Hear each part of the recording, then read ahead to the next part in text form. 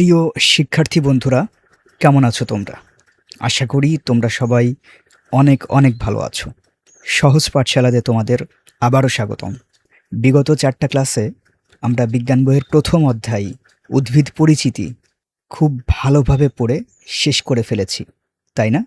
তো আমরা গাছের বিভিন্ন অংশ, তাদের কাজ এবং গাছের ধরন সম্পর্কে অনেক কিছু জেনেছি। তো আজ আমরা দেখব এই অধ্যায় থেকে আমরা কতটুকু শিখতে পারলাম। তো বইয়ের পৃষ্ঠায় খেয়াল করো, এখানে কি লেখা আছে। চলো পারি কি না দেখি। তার মানে এখন আমাদের একটা ছোট্ট পরীক্ষা হবে, কিন্তু ভয় পাওয়ার কিছু নেই। আমরা সবাই মিলে একসাথে এই মজার পরীক্ষাটা সমাধান করব। তো চলো শুরু করি। তো এখানে দেখো, একটা খুব সুন্দর পরিচিত উদ্ভিদের ছবি দেওয়া আছে। তো দেখে মনে হচ্ছে এটা একটা টমেটো গাছ, তাই না? ছবিতে গাছটার 3টি অংশকে ক, খ এবং গ দিয়ে চিহ্নিত করা আছে। তো আমাদের প্রথম কাজ হলো ছবির গাছটির ক, খ এবং গ চিহ্নিত অংশের নাম ও একটি করে কাজ ছকে লিখতে হবে। তো প্রথমে আসি আমরা কতে। তোমরা কি দেখতে পাচ্ছ ক এর দাগটা কোথায় নির্দেশ করছে? হ্যাঁ, এটা পাতায় নির্দেশ করছে। তাহলে ক অংশের নাম হবে পাতা। পাতার একটা কাজ আমাদেরকে বলতে হবে। তো পাতার কাজ কি বলো তো? আমরা কিন্তু এটা বিগত ক্লাসগুলোতে পড়েছিলাম। তোমাদের কি মনে আছে যে পাতা সূর্যের আলো ব্যবহার করে গাছের জন্য খাদ্য তৈরি করে? তাহলে আমরা নিচের এই ছকের প্রথম সারিতে ক চিহ্নিত অংশের নামের অংশে লিখব পাতা। যেহেতু ক চিহ্নিত এই অংশটি হচ্ছে পাতা, এজন্য নামের অংশে লিখব পাতা এবং কাজের অংশে লিখব উদ্ভিদের জন্য প্রয়োজনীয় খাদ্য তৈরি করা। কারণ পাতা সূর্যের আলোর উপস্থিতিতে উদ্ভিদের জন্য প্রয়োজনীয় খাদ্য তৈরি করে। এবার খেয়াল করো ক্ষয়ের দাগটা কোথায় যে মিশেছে। হ্যাঁ, তোমরা ঠিকই খেয়াল করেছো, এটা হচ্ছে কাণ্ড। তাহলে ছকে ক্ষয়ের নামের অংশে আমরা লিখব কাণ্ড।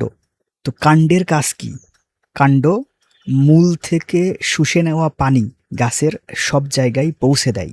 এটাও কিন্তু আমরা বিগত ক্লাসগুলো থেকে পড়েছি। তাহলে এই ক্ষয়ের কাজের ঘরে আমরা লিখব উদ্ভিদের বিভিন্ন অংশে পানি পরিবহন করা। এবং সবশেষে আছে গ। তো দেখো, গয়ের দাগটা মাটির নিচের অংশে অর্থাৎ মূল বা শিকড়ে নির্দেশ করছে। তাহলে আমরা গয়ের নামের ঘরে লিখব মূল। এটা হচ্ছে মূল বা শিকড়। এখন মূল বা শিকড়ের কাজ কি? মূল মাটি থেকে পানি ও পুষ্টি উপাদান শোষণ করে। তাহলে কাজের ঘরে আমরা লিখব মাটি থেকে পানি ও পুষ্টি উপাদান শোষণ করা। কত সহজেই আমরা বিগত ক্লাসগুলোর উপর ভিত্তি করে এই ছকটা পূরণ করে ফেললাম। তো চলো এবার আমরা 2 নম্বর প্রশ্নে যাই। নিচে দেখো আরেকটি প্রশ্ন দেওয়া আছে। যদি ক অংশটি না থাকে তাহলে গাছটির কি হবে এবং কেন হবে?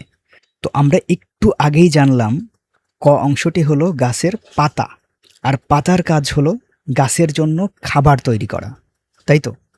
এই পাতাকেই কিন্তু গাছের রান্নাঘর বলা হয়।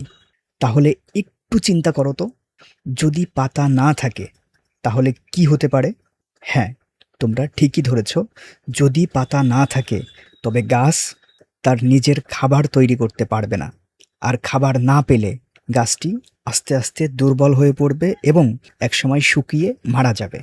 কারণ আমাদের মতো গাছদেরও বেঁচে থাকার জন্য খাদ্য প্রয়োজন। তো আমি তোমাদের সুবিধার জন্য এই 2 নম্বরের উত্তরটি এখানে লিখে দিয়েছি। তোমরা চাইলে তোমাদের খাতায় লিখে নিতে পারো।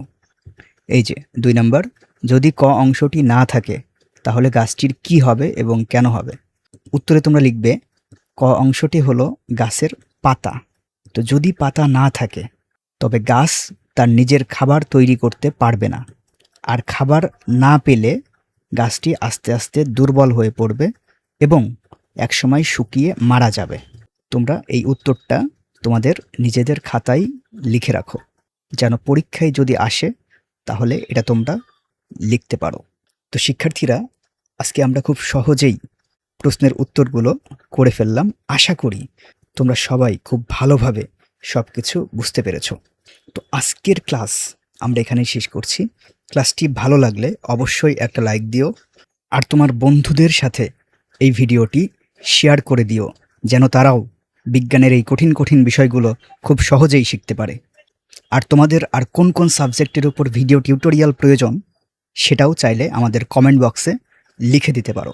তাহলে আমরা তোমাদের চাওয়া অনুযায়ী সেই সাবজেক্টের ভিডিও টিউটোরিয়াল তৈরি করতে পারবো।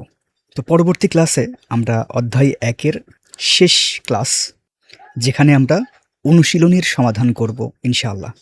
তো দেখা হবে পরের ক্লাসে। আল্লাহ হাফেজ। আমাদের এই শিক্ষামূলক কাজকে সাপোর্ট করতে এবং ভিডিওর মান আরও উন্নত করতে তোমরা চাইলে স্ক্রিনে দেওয়া বিকাশ, নগদ বা রকেট নাম্বারে ডোনেট করতে পারো। তোমাদের দেওয়া মাত্র 1 টাকা অনুদানও আমাদের জন্য অনেক বড় উৎসাহ।